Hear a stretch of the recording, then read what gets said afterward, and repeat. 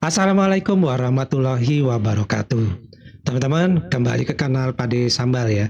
Kali ini videonya tentang suasana jalan raya di negara tetangga kita Malaysia, di mana ada seorang turis asal Jepang. Ini kaget loh melihat situasi, mendengarkan sesuatu yang katanya ya tidak pernah terdengar tuh kalau di jalan raya.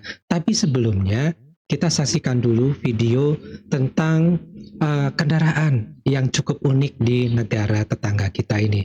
Tapi kok boleh ya di jalan raya?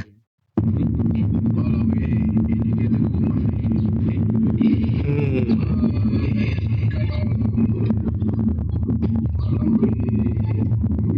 In 300 meters, turn right.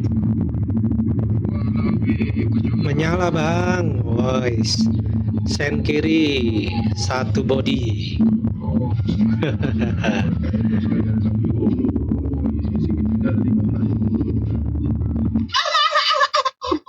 Kucing aja ketawa. Ah, kaget. This is Malaysia.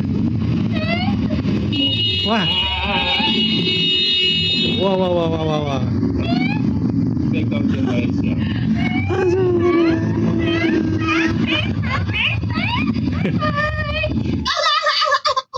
Ya teman-teman, padahal tadi udah sempet nonton sebentar ya, tapi kok masih kaget juga tadi. Aduh, bener-bener bikin shock ya. Nah, jadi itulah kejadian, hanya beberapa ya, cuma 2 ya. Padahal ya kejadian-kejadian yang lain di jalan raya Malaysia itu banyak yang aneh-aneh, yang absurd ya, bahkan yang melanggar tata tertib undang-undang perlalu lintasan di negara tersebut pun banyak terjadi ya. Tapi cukuplah diwakilkan dengan 2 ini sudah menghibur ya. Nah, lucunya kejadian-kejadian ini ya, ini selalu dikait-kaitkan dengan negara kita ini. Gimana nih teman-teman nih? Ya. Hampir semua yang namanya peristiwa-peristiwa yang jelek ya, itu selalu kena getahnya itu adalah negara kita, Indonesia. Lah, seperti apa? Kita coba nih lihat komentarnya ya. Komentar yang pertama ini apa nih? Orang gila mana masuk Malaysia nih? Aku rasa orang Jepun pun tidak ngaku dia tahu orang Jepun. Terencat jam tengok. Gak tahu nih maksudnya apa ini. Artinya maksudnya di sini dia nggak yakin kalau itu orang Jepang gitu ya. Dianggap orang gila gitu. Oke, yang kedua. Kalau hon panjang tuh maknanya ada orang bodoh main packing sampai orang nak keluar nak lalu jadi masalah. Mungkin ada DNA Konoha, kot. Aduh tuh, Konoha ya. Konoha itu kan identiknya mereka sebut adalah Indonesia. Jadi seperti itu ya. Dianggapnya orang ini adalah ada orang bodoh nih bunyiin klakson karena masalah parkir katanya begitu. Nah, yang berikutnya ini. Tengok muka pun udah tahu masa kecil dulu dia ada sawan. Ya beginilah. Kalau orang di sana itu ya menerima fakta, itu yang dijelekkan justru yang ngasih fakta begitu. Ya, bahkan orang yang di dalam video yang merasa tidak nyaman di negara Malaysia, itulah yang dibodoh-bodohin begitu ya. Yang dijelek-jelekin. Yang berikutnya, nak lebih lagi, pergilah ke Indonesia, lagi banyak bunyi klaksonnya. Ah, tuh, ya. Indonesia lagi di bawah-bawah tuh, ya. Nah, yang berikutnya kita coba cek ini. Waktu tertentu aja orang gunakan horn tuh semak perempuan Jepang nih. Nah, ini ngejelasin, hanya waktu tertentu aja bunyi horn. Artinya ada ya suara horn itu ya, suara klakson, begitu kan? Nah, istilahnya reseh aja nih perempuan Jepang nih katanya gitu, nggak terima dia, luar biasa.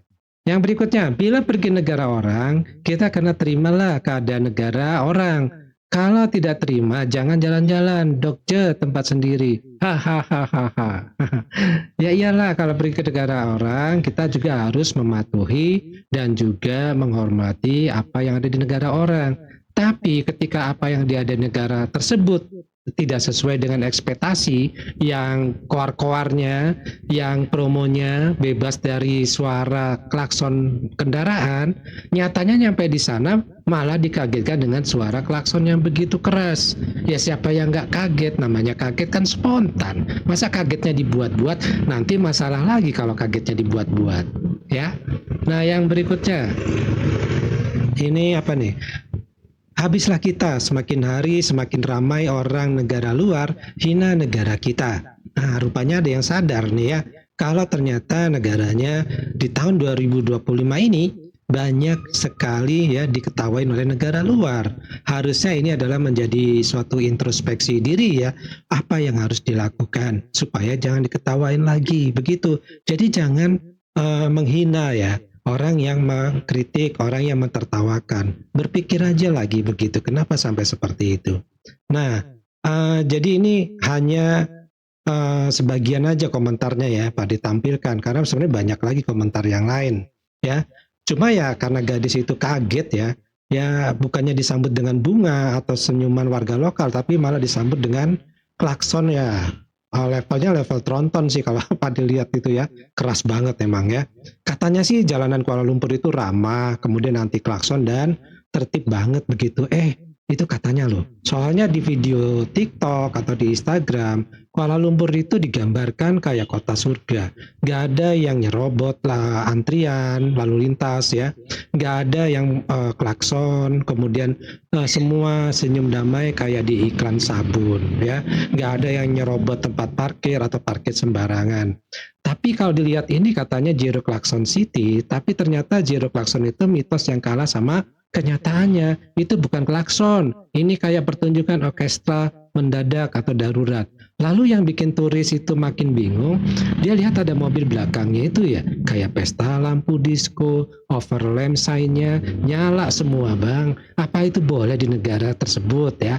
Kita juga nggak tahu, tapi ya beginilah faktanya ya. Katanya Malaysia itu paling patuh undang-undang di jalan raya. Tapi kok lampunya nyala semua, ini jalanan atau panggung DJ? Nah, mungkin ini gaya lampu isyarat syariah atau kode rahasia geng mobil elit Malaysia. Kita nggak tahu juga nih. Lihat mukanya bang, mukanya tuh kayak habis nonton iklan Indomie tapi isinya micap enak. Dia datang bukan buat healing jadinya, tapi pulangnya malah bikin pusing mikirin budaya klakson dan lampu yang kelap-kelip di kendaraan. Ini bukan soal membandingkan negara ya, tapi kalau Malaysia ngaku paling patuh aturan lalu lintas, ya jangan marah kalau turisnya juga jadi heran begitu, karena udah terkenal tuh katanya sangat tertib lalu lintasnya.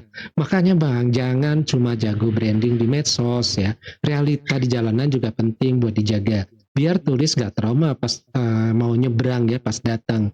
Senyumnya tuh ya senyum penuh pertanyaan. Ini yang katanya kota ramah gitu kan. Nah teman-teman pernah nggak ada yang ngalamin seperti itu di negara tetangga kita ini ya. Jadi apa yang promosikan di medsos itu tidak sesuai dengan kenyataannya, dan ini tentu saja gampang sekali ya untuk mencari pembetulan. Tapi lucunya itu tadi, bahwa setiap apa yang menjadi fakta selalu ditolak oleh para netizen warga sebelah, ya kan? Selalu ditolak, selalu dibilang hoak. Dan biasanya kalau sudah tidak ada lagi kepepet-kepepet, disuruh pulang ke negara asalnya lah, atau ya seperti tadi ya, pasti menghina atau mencerca kondisi dari orang yang sedang mengkritik negara mereka. Ya, ini gimana bisa maju kalau memang pikirannya seperti itu terus ya. Nah, coba dirubah pola pikirnya supaya lebih maju lagi di dalam logika untuk berpikir ke depan. Oke, dari Pak D cukup dulu. Kita ketemu lagi di video yang lainnya. Wassalamualaikum warahmatullahi wabarakatuh. Salam.